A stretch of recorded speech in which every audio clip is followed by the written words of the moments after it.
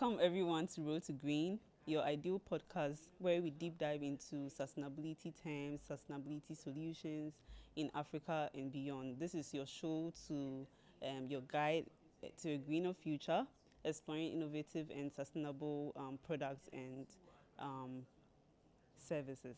And this season, we are going to be talking to experts, we are going to be talking to practitioners, we are going to be talking to leaders who are driving this sustainability agenda. You can find us on Spotify, Apple Podcast, and now on YouTube, all on Road to Green. I'm Akosua a Champon, and today I'm here with. Yeah, Caleb Lamptey. Rebecca Yekle. Elina Weinreich. Okay, great. So, a brief introduction to Road to Green. As I said earlier, we are your ideal podcast for sustainability and ESG. So, if you are having a hard time understanding any hard terms, any trendy terms out there, this is your go to podcast. We believe that sustainability is no longer a nice to have, but it's now a must have, or is now a realistic thing that companies, individuals are taking up. We talk about businesses that are doing amazing things when it comes to sustainable products, MSMEs that are producing sustainable products as well. We are talking to corporate experts. We are talking about trendy frameworks. We are talking about the standards and everything sustainability. We break down the buzzwords for you as well in Africa and beyond, so that it can become easier to live a sustainable life day to day.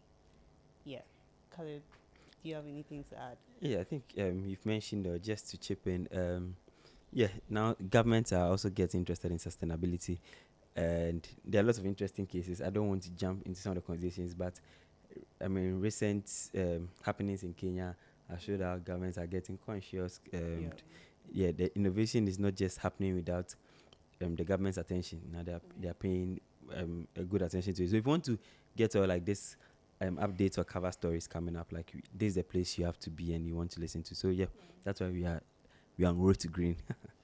Yeah, Rebecca. Yeah, I think just like Caleb has spoken about Kenya, I think in Ghana here alone, we have a number of frameworks that are enabling startups or sustainability businesses to actually, find their innovations actually make something good in Ghana here. So I'm pretty much excited for our sessions, over 2026.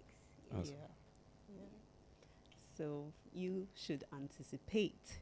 Okay, so we are going to do a quick introduction, a more detailed introduction of those that you'll be hearing and seeing more often here. So I would start. I'm Akosua also a Champon, and I'm currently a sustainability analyst. I've built passion in the field over the past 2 years, and I'm currently driving corporate sustainability. I'm also an advocate for donut economics, if you haven't heard of it, by Kate Rayworth, and regenerative economics as well. Yes, so I'll leave it to my co-host to introduce themselves. Well, I think Akusa has really set the bar very high.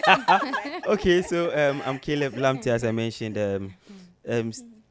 Also started as a sustainability, not expert, but advocates in a corporate institution, then transitioned into an innovation center where we support businesses in the sustainability space to get to learn more, get to meet innovative businesses or institutions, and see how we can support them make those impacts. And also it means like running sustainability programs across the country and all that. So that's what I've been doing for some time now, maybe 2-3 years. It's fine. So that's what I've been doing for some time now. Yeah. Another expert. Yeah. So for me, I actually I don't have a science background. I don't have a climate background. Interesting. I have a tech and a business background, but I just happen to be very passionate about nature.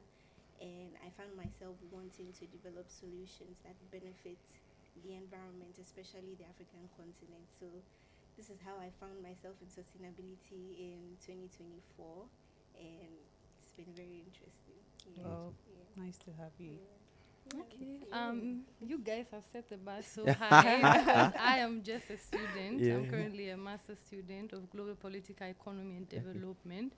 And I think for me, I mean, I'm not in the business corporate sector, so I have worked more on the topic of sustainability from a political economy perspective, and I think, or maybe from the theoretical perspective of how do we That's I'm academic people. Yes. Oh yeah, if you want to call it that. Sometimes that sounds so elitist. But I mean, let's say Definitely. I'm interested in the theoretical frameworks with which we conceptualize sustainability, because we also know there has been like a lot of greenwashing whereby sustainability has actually been used by polluters, by corporations to just shift the discourse and for them to continue what they are doing. So I think, and also from a political economy perspective too, I think sustainability too is always important, even in Ghana here, to conceptualize it in global terms, that it's also about power relations between global north, global south, who are the polluters, which are the countries responsible for global emissions, and which are the countries impacted by it. So I think this is the topics and the narratives I'm interested in. That sustainability eventually is also about global climate justice. So, Yeah, I mean, it's interesting. I mean, before we started the podcast, Elena was mentioning like she was not an expert on the conversation or that. But I mean, it's like it's just like she's like just a perfect person to have join this conversation, because I've actually not thought about sustainability in the political space and the economics and the development. So now I'm talking about like really looking at those really polluting, those advocating, and these are like serious conversations. So I think you really understood yourself to us. By the way, we'll take it like that. I hope the audience are not worried with that. Yeah. Deliver. She just worked it out on us. You're making me blush. All right, so as you can see, we have amazing different voices over here because we believe that sustainability is not one-dimensional. It's political, it's environmental, it's social, it's financial, it's deeply human as well. So you don't want to miss an episode. Okay, so since it's the first episode of 2026, we just want to talk about a few things that have been happening in the space, in sustainability, ESG, climate change, anything political, So we'll be discussing a few things that, has been happening. I think the first one worth mentioning is the Trump wahala. I feel like people would think like you really started on a very hard giddy notes.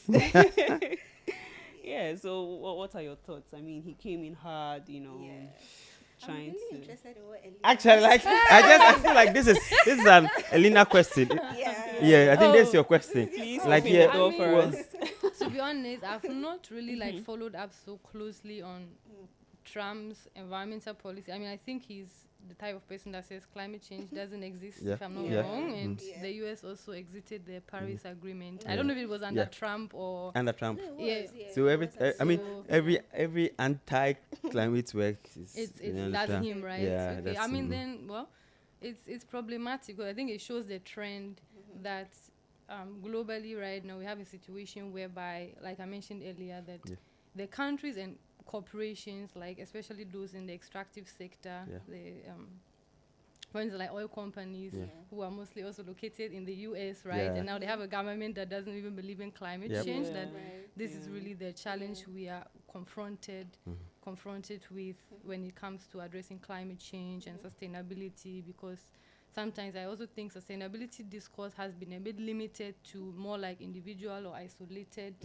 attempts. Like, for instance, let's use plastic paper straws instead of plastic straws, for instance, which is great, but then we have countries that governments that don't even believe in climate change. And one thing, for instance, that is not so known, I think, is that the US military is one of the biggest contributors to climate change and to emissions. I can imagine. So this is something that is there, which is a structure, right? And then we are trying to push for sustainability, but the global structure is not really so accommodative of it because of what is happening. So I think Trump is just he's just the tip of the iceberg of it, or he has okay. the The vocal expression. power. face. Yes, The face of it, Yeah. okay. exactly. So I think it shows that we really need to create an economic system where I think burdens and benefits are located more equally, in the terms that, okay, you can make your profit, because that's what climate change is driven by: human activity, economics, Yeah. corporate Yeah. activity. Yeah. So that it's not only that someone makes profits Yeah. and then the people feel the consequences of it and feeling so powerless. Yeah. So Yeah. I think these are the questions. So as for Trump, Yeah, let's leave it for another time. But I mean, for me, Yeah. the one insightful thing I'm also noticing about this is like the second order effects of some of these decisions, especially by governments. Because what happened is that then green hashing happens. What's green hashing? It's basically doing the work, but cannot talk about it because you About don't it. want to have the backlash. Yep. So now those who do it are careful not to publicize their work, because it becomes like you are going in contrary to the government. So if your government is, let's say, out of the Paris Agreement, you don't want to publicly go out, like go on head-on collision with like the government. So now, even if you are running programs or doing activities in that line, you don't talk much about it. Yeah. Try to do it in silence and avoid any like conversation around it. And like you said, sometimes some of these global leaders or political leaders are just the face of it. There's probably like someone So many behind, Yeah. actors behind who are actually pushing for that, influencing for this. So yeah. then we need like a very strong like coalition or support or unity among people who want to drive sustainability Yeah. to work together, because until maybe we also apply some kind of force to political leaders and various leaders, they might not take us serious Exactly. and Yeah.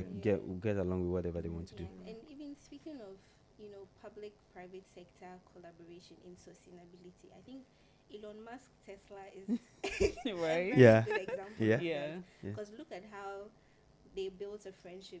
Elon and Trump at some point Mhm. were like the Best best teams. friends he Yeah. ever find. he appointed Yeah. him in an official position Yeah. without ever being voted for. And then a bill was passed. Tesla lost, majority of their, I think that's on the Yep. stock market Yep. or something Yep. like that. Yep. I haven't really Yeah, followed I mean, it. it has affected them in a lot of Yeah, ways. that's like baseline example of what private sector and government collaboration has looked like Yeah. when it comes to sustainability.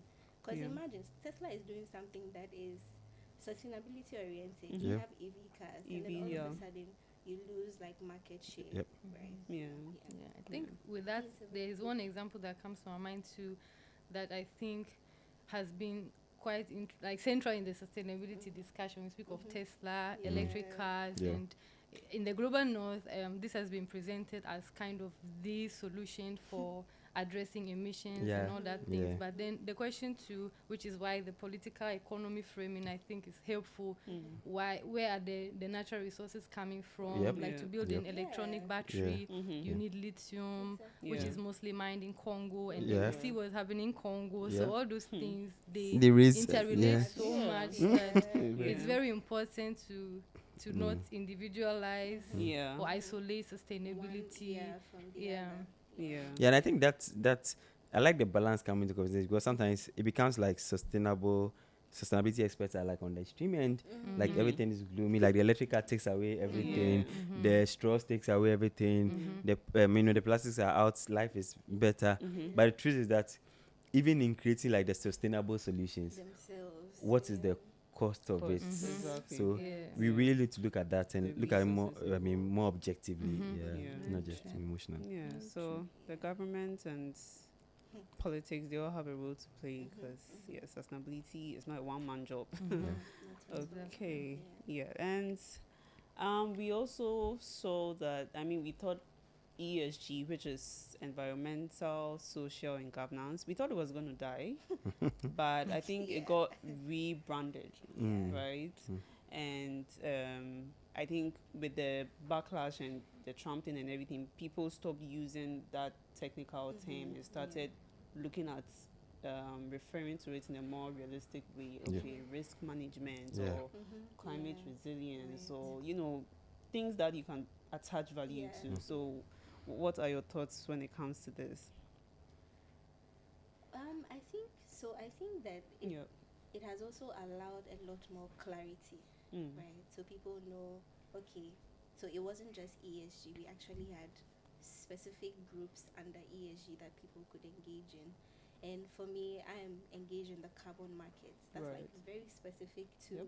carbon finance, access to opportunities that enable green projects to be scalable. So I think that even though it looked like it was going to disappear, it has brought some more light, and people actually want to see how you realize that people still want to benefit or contribute to climate change in Mhm. any way possible. It doesn't have to be necessarily tagged as ESG, but Yeah. it has shown itself in other forms. Yeah. Yeah. Yeah. You have a That's good just my point. side. Yeah. I think the carbon credits market Yeah. is really emerging. Like as you said, you don't always have to be in an office or building an app or something to be contributing to a green economy. Right. One way or the other, people are doing amazing things, amazing green projects, but they don't have the financing that they need. Or So exposure. Yeah. so with the carbon market, I think it enables those who are emitting more to, Try and pay for offer- it, yeah. or some offset. support to offset. Support Yeah, to support to offset. offset. Yeah. So we mean Yeah. supporting these projects and Yeah. also offsetting their emissions. So I think it's a good thing. Yeah. Caleb, do you have any thoughts on this? No, I think she's She putting said it like, everything, yeah, in the right. best. And people are very comfortable with the whole like rebranding, like Yeah. I've noticed Yeah. it a lot. Sometimes you get into conversations Mhm. when they see ESG, like no, let's not use that word. Let's not use that word. Yeah, so a lot of people are giving that too. And I think, still on this, investors have become very, like, now they want real data. Like, Yeah. they don't want you to just say that, oh, we are going to build, 10 green plants or whatever. Yeah. Like, Yeah. they want you to back up your data with, I don't know, it should be real and it should be Yeah, true, Exactly. right? Exactly. Yeah. So I think they are one of the people that are more interested in The drivers. the drivers of You said ESG. something very Yeah. important because, Yeah. again, even from the African perspective, if you want to benefit from the carbon market, you have to be ready on all sides, verification-wise, Yeah. data-wise, agreement-wise, because in as much as the investors do have their scrutiny and all of that, there's a part of the whole carbon market, or let's say the agreement phase, where you sign with these investors, where you have to be you as a project owner have to understand what you are signing. Yeah. Because the carbon markets, you would have to deal in the carbon markets from various areas. Aside having your data verified, getting it through the national registry and all of that, you also have to look at the point where we do not underprice the value of what we are giving, because this is actually going to the West, Yeah. right? Because the companies that offset their emissions are from the West. Yeah. So at what value did we give out this thing that we were offering, and what did it mean to them? What value did we retain, and what was the opportunity cost of that? So you said something very, really important. Yeah. In the carbon Yeah. space. I think that's one too. I would also add, like I said, I'm not really an expert on like carbon market specifically, but I've also heard like this line of argument that it can also become, if not done in a thorough way, or in a way that I think enforces and stands on the Ghanaian African interest, that it can be a way of, again, polluters offsetting their emissions and then continuing business as usual, whereby a country in the global south is bearing the consequences. I mean, if the projects are well done and they don't cause harm, but for instance, there are these conservation projects whereby, I think there's been like one in Kenya whereby people are being displaced, so that conservations can be built, and then a Western company will now say, oh, I have bought this like carbon credits, and now I have washed my consciousness clean. I don't know how to say it. Whereby actual people are being displaced. Or there's one time too, I saw an advertisement in Germany that's it was something like that you can when you are flying, that you can like get carbon credits, or inside your flight ticket there's something so you can fly Yeah, they put on the sustainably. tickets. So that one The I also thought amounts, that like the value, the quantity of your carbon emissions. Yeah. Remember, we Oh, used to Something calculate like some that. of So them. they made it like, oh, now you Interesting. can fly Yeah. sustainable. Sustainable. I But actually then even noticed now the Uber rides. they do it. Yes. I've So been checking. yeah. So this week I I've saw been it. checking my emissions So in Uber advance. wow. has like yes. So who They've gets done that it for a money? while now. Yeah, So I think your maybe profile, I don't it's know there. what they do, but for some of them maybe it can affect your price. I don't know what they do, So but it will be more expensive. no, Yeah. like I can get Or a maybe they just discount use if it for you. their ESG report. Maybe today just for use for all their the- ESG report. But it was Yeah. interesting, Yeah. like Wow. that it has come to that like granular level because I used to Yeah. check. I can now like know how much or what value of emissions I'm giving out in a ride. Okay. Yeah, so I was really excited about it. Like, oh, Wow. then Somewhere, there, and So there's they'll some tell you the interesting. emission, but do they charge you like maybe you pay like a little bit extra? Yeah. To So say I that don't know your the ride has effect. I'll have to been- check the Yeah, because I effect. know the Honestly, flights yeah. do that. I Yeah, think they you- do yeah, that. That you can so pay maybe like €1 more, and Exactly. Yeah. then it's Probably. so that one it really made me feel that okay, this is interesting Yeah. because we Yeah. also know that when it comes to global mobility too, Yeah. people in the West had more global Mobility than Yeah. yes. than even Right. people in Yeah. the global south. So Yeah. again, it's also Yeah. the question of okay, then we can fly Yep. sustainable, Yeah. sustainable, Yeah. whereby some people can't even afford For to fly. yeah. So Economic and that inequality. should be they shouldn't come on them. Maybe you should be Yeah. supporting them. So Yeah. all those things, it's together. Oh, and speaking of data, you know we've also had a lot of scandals in the carbon market. For sure. Kenya is like your case study. Hey. You have, I think there was this blue ocean project Yeah. that had a funder from Dubai. It Yeah. was like $10 million. Yes, that wasn't really achieving the purpose. Yeah. Oh, really? And But they were recently recording, yeah. Cocoa, Yeah, Cocoa Networks, as yeah. well. So, Yeah. What was the scandal about? It was. I think Cocoa Yeah. Network was not necessarily a scandal. a scandal. Yeah. It was more of like yeah. So government needs to like approve of you for you to sell yeah. the trade, and To sell. it is sell rumored that the to sell the carbon carbon credits, okay. value, yes. Right. And it was rumored that a member of parliament or a political figure Oh, that was it. had was getting to that space or something. So I mean to block them off, they just didn't sign to the selling, and they have to shut down because now there is no business to what they are doing. Wow. So Because I was that's, like really fixated on the fact that why carbon credits, first of all, is not supposed to be your primary source of revenue. Yeah. That has been a lot of discussion. Yeah, it's just I don't know. to We have to talk about because, support. yeah, Yeah. it's just to support your operation. exactly. Maybe I think another episode we can make that like Yeah. a full Yeah, full conversa- episode. yeah. So watch out. because interesting, like people are getting on board on that like a lot. Last year, before the end of the year, there were a number of businesses that were looking to, because people had approached them that they want them to be part, so they're giving them like systems to help them measure, and they're like, okay, do I sell my rights permanently? If I want to drop off, how do I do? So there are lots of conversations, and it made me also realize that there are lots of carbon traders in the system now, like Yeah. chasing after people, like looking Yeah. for people to Yeah. sign on and use. So probably like a full conversation on that this evening, man. The carbon market is like a full story. It Yeah. has a huge potential. Like companies are pumping and investing a lot into it. Yep. So, okay, quickly we'll just talk about regulations, framework, standards around sustainability, ESG. You know, the latest. I think one we can talk about is the IFRS S1 and S2, which basically is making sustainability information more financial. So now, as part of your financial reporting, you're not just providing financial metrics, but now you're providing non-financial metrics, which is the ESG part.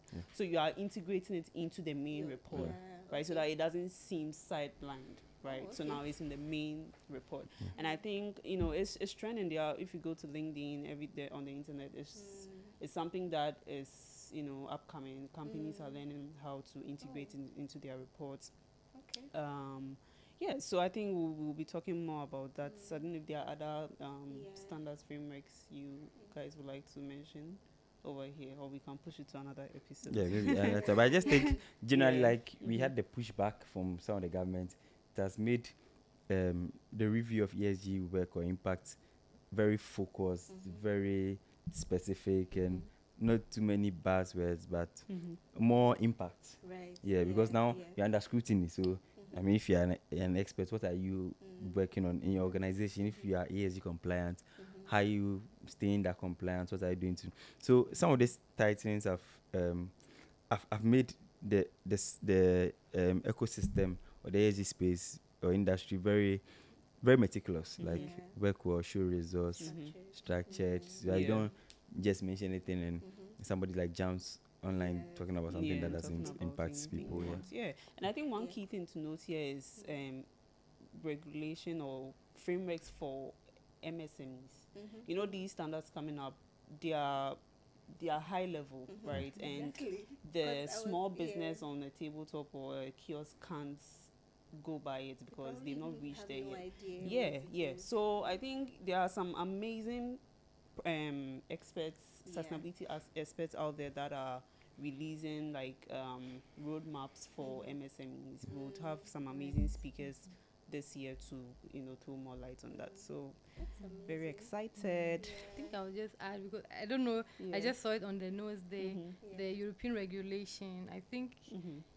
in Europe, actually, there was rather a pushback for sustainability regulations, because Yeah. last year there was the omnibus proposal where I think they have agreed to it to push back or to cut like supply chain regulations, whereby businesses that are doing business in Europe have to be very like thorough with where they are sourcing their products Right. from. But it has actually been reversed now. So even in Oh, Europe, okay. we have like this undermining of green standards or sustainability measures. Yeah, it was, I think, last year. And it also comes from the prioritization of economic profit over sustainability, Yeah. because I think the reasoning applied was that, okay, the cost of doing business Yeah. is too high. Yes. Okay. So complying with sustainability It's a lot of work. safeguard, it Yeah. costs money. Yeah. But that was the They are whole trying point. what do we prioritize Prioritize, then? yeah. Is it Yeah. corporate profits or Oh yeah. well-being for people in Exactly. the supply chain, which is Yeah. not only environmental, also social. So It's more social. we also experienced that pushback. But don't you unfortunately. think that was the whole point? It was supposed to be expensive so that these companies know not to emit as To much emit. as they used to. So yeah, maybe in some Well. way it also undermines Yeah. undermines Yeah. that. Yeah. Yeah. Yeah. So we'll be diving deeper into these conversations. So we are wrapping up. I know there are a lot of things that are happening in the space, but we would have to tell us what we are bringing. We'll tell you what we are bringing to your table this year. So Caleb, what should our audience be expecting from Root to Green? Okay, so for this year, I think, like I'll say, a lot of things, a lot of things. But before I maybe talk about the other things, one of the things we are bringing on is a demo Friday dedicated to road, in support. I mean, in partnership with Road to Green, Okay. and dedicated to sustainability. And What is- is, if you don't mind explaining? yeah, so Demo Friday. Friday is a quarterly event we have in person with builders in the ecosystem on various topics that they some come to demonstrate what they are building, what they are working on with our audience, and they give feedback, they buy into the product, they do a lot.